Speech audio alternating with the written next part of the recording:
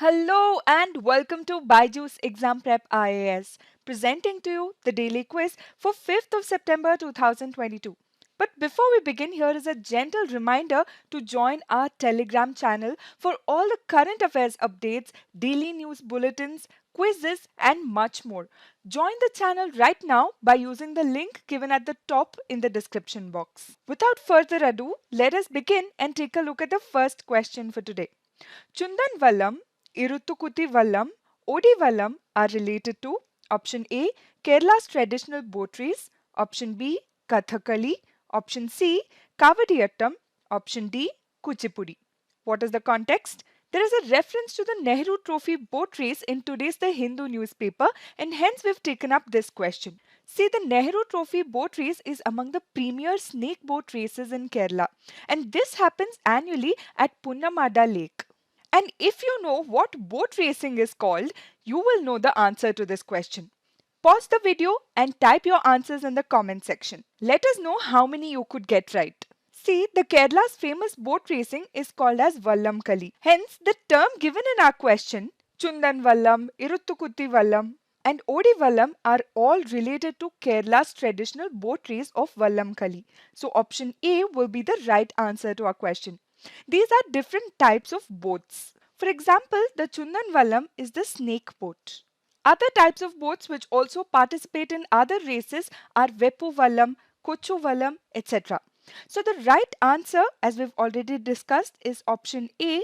These are related to Kerala's traditional boat race. Moving on to question number 2. The temple was built by Karkota dynasty king Lalitaditya Muktapida. It is dedicated to Lord Surya and has definite Gandhara influence. Rajatarangini, written by Kalhana, has descriptions of the grandeur of this temple. The temple being described is option A. Konark Sun Temple, option B. Navalkha Temple, option C. Marthand Sun Temple, option D. Suryanar Kovil. The answer to this question is option C, Marthand Sun Temple. If you've been following the news, you will know this answer. Around 1200 years ago, a great king, Lalitaditya Muktapida, built a grand temple dedicated to Marthand, or the sun god also known as Surya. And this is mentioned in Rajatarangini, written by Sanskrit scholar Kalhana. This temple survives partially in present-day Jammu and Kashmir's Anantnag. Also note that today's Kashmir is addressed as Kashyapameru in Rajatarangini. Talking about the architecture of the Marthand temple. This temple has three distinct chambers, that is Mandapa, the Garbhagriha and Antaralaya. And the temple is built in unique Kashmiri style but also has definite Gandhara influence. Also note that different gods like Vishnu as well as river goddesses like Ganga and Yamuna are depicted in the shrine in complement to sun or Surya. The reason we picked this question is because of the mention of this particular temple in today's Indian Express newspaper. Please note that this temple is one of the earliest known sun temples, much older than the Konark and Modhera sun temples. Moving on to question number 3. How many of the given statements with respect to new fund offer or NFO is or are correct? Number 1. NFO is the first time subscription offer for a new scheme launched by the asset management companies. Number 2. Objective of the NFOs is to provide last mile funding for stalled, affordable and middle income housing projects across the country. Number 3. NFOs are launched in the market to raise capital. Why this question? This article in today's The Hindu newspaper talks about NFO or new fund offer, and hence we have taken up this question for discussion. First of all, let us understand what is a new fund offer. A new fund offer or NFO is the introductory offer that is made by any asset management company when it launches a new mutual fund scheme. Right? Why?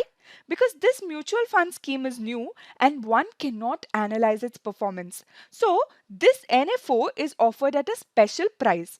It is through such offers that these fund houses or AMCs raise the initial capital that is required to purchase financial instruments such as the stocks, bonds, etc.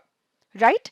This is very similar to an IPO or initial public offering. But in an NFO, the attempt is to raise the capital from the market to be invested in securities, bonds, shares, etc. that will form the mutual funds. So these investors that opt for NFOs will get these mutual fund schemes at an offer price. But this can be done only within a stipulated time period. Only during this time period, the individuals can invest in the mutual fund scheme at an offer price. Later, these NFOs cannot remain active. That is, they cannot be made available at an offer price beyond a certain number of days as decided by SEBI. So, once an NFO mutual fund closes, existing as well as new investors will have to buy the units of the mutual fund scheme as per the applicable net asset value or NAV and not the offer price, right? So, what are the benefits of investing in NFO? See, NFO is attractive to investors as it is available at a low price or at an offer price. An NFO is generally cheaper than the existing funds as it is new to the market. These are the benefits that the investors derive. Now, coming back to the question, statement number 1 here is correct. It is the first time subscription offer for a new mutual fund scheme that is launched by asset management companies. Statement number 2 is incorrect because this is the objective of alternative investment fund and not an NFO. The objective of NFO, as we've already discussed, is to accumulate an adequate amount of initial corpus so that the fund manager of that mutual fund scheme can build a portfolio based on the investment objectives of the scheme. Coming to statement number 3, statement number 3 becomes correct because NFOs are launched in the market in order to raise capital.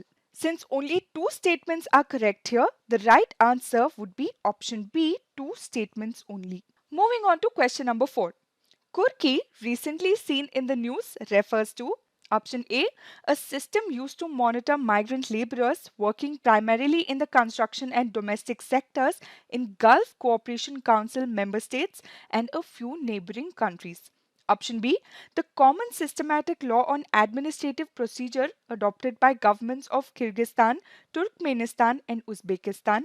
Option C, an informal and illegal method of transfer of money without any physical money actually moving. Option D, the attachment of farmers' land already pledged to the money lending institution or individual in case of a loan default. See, option A is describing kafala system. So this becomes incorrect. And option C is talking about hawala. So C also becomes incorrect. The right answer here would be option D, the attachment of a farmer's land which is already pledged to the money lending institution or the individual from whom the farmer has borrowed the loan in case of a loan default. Let us know more about this Kurki system. But first, let us understand the context. A 65-year-old farmer who had been sitting on a dharna against Kurki orders has committed suicide, and hence the term Kurki has been in news. So what exactly happens under this Kurki system? So by Kurki, a farmer's land or tractor or both which is already pledged to a money lending institution or a money lender is attached or seized in case of a loan default, right? Apart from banks, private money lenders, commission agents also get these decrees known as Kurki against the farmers. So how exactly does this work? So when a farmer defaults on his loan, the land which was pledged by the farmer to the bank or the money lender gets registered in the lender's name. In some cases, this land is also auctioned off. And these Kurki orders are executed under Section 60 of Civil Procedure Code 1908. This process begins after the money lender moves to a court to get Kurki orders in case the farmer is unable to pay back his loans. Now, the farmers are protesting against Kurki for various reasons. They say that they are made to give post-dated checks for loans, which are then used by the lenders to get arrest orders issued in the check bounce cases. They also say that the money lenders use the promissory notes signed by them to get Kurki orders. This is all that you need to know about this particular topic. Now let us take up a previous year question from Prelims paper 2016. In the context of the history of India, consider the following pairs. The term and the description are given here. Number 1, Eripatti, land revenue which was set apart for the maintenance of the village tank. Number 2, Taniyurs, village donated to a single Brahmin or a group of Brahmins. Number 3, Ghatikas, colleges generally attached to the temples. Which of the pairs given above is or are correctly matched? See, these are the important terms in the history of India that you need to remember for your examination. Here, let's talk about Eripatti first. Eripatti was a special category of land which was known only in southern parts of India. The revenue from these lands known as Eripatti was set apart for the maintenance of the village tank. So 1 becomes correct. From this, if we know this, we can directly eliminate option B and option C. Now coming to Taniyurs. Taniyurs was seen during the Chola rule. So these Taniyurs that were developed out of the Brahmadeyas included many hamlets and revenue villages. So what were Brahmadeyas? Brahmadeyas were the gifts given to Brahmins. So basically, Taniyur was a revenue unit that developed out of larger Brahmadeyas. So this becomes incorrect. Now coming to Ghatikas. In the 7th and 8th centuries, Ghatikas emerged as learning centers. They were attached to a temple and provided Brahmanical education in Sanskrit. The most important Ghatika of the Pallavas was located in Kanchipuram. Many inscriptions reveal that many of the kings looked after these institutions, that is Ghatikas, with great care. So 3 becomes correct. Therefore, the right answer to our question would be option D, 1 and 3. Now let us take up the fact of the day for today, which is Durga Puja. What is the context? This article in the Hindu newspaper today talks about Durga Puja. See, in December 2021, the Durga Puja was added to UNESCO's list of intangible cultural heritage. And that is exactly why this topics become important from the point of view of our examination. Durga Puja is an annual festival that is celebrated in September or October, most notably in Calcutta in West Bengal and also in the other parts of India. So this Durga Puja marks the 10-day worship of Hindu goddess Durga, right? Now let us talk about this UNESCO's list of intangible cultural heritage. See, this list is made up of those intangible heritage elements that help demonstrate diversity of cultural heritage and also raise awareness about the importance of such intangible heritages. It is based on the premise that heritage does not end at monuments. It could also be intangible, such as practices or traditions that are inherited from our ancestors, right? This list was established in the year 2008 when the Convention for Safeguarding of Intangible Cultural Heritage came into effect.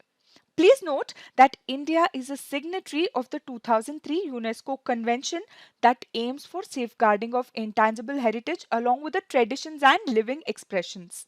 Now let us discuss some important facts for our examination. Other than the Durga Puja, there are 13 traditions in India that are recognized by the UNESCO as intangible cultural heritages. For example, there is Ramlila, there is Kutiyattam, then the traditional Vedic chanting, there is Ramman, Mudiyettu of Kerala, the sacred Buddhist chantings of Ladakh, Kalbelia of Rajasthan, the Chow dance, yoga, Nauros, the traditional brass and copper craft of utensil making among the Tatheras of Jandiala Guru, Punjab, Kumbh Mela, Sankirtana, and now the Durga Puja. Please remember that Durga Puja is the first festival in Asia to achieve the recognition as UNESCO Intangible Cultural Heritage of Humanity. That is all for today. Thank you for being with us. Keep watching and keep learning. Please do subscribe to our YouTube channel if you haven't already and press the bell icon to stay notified about all our updates.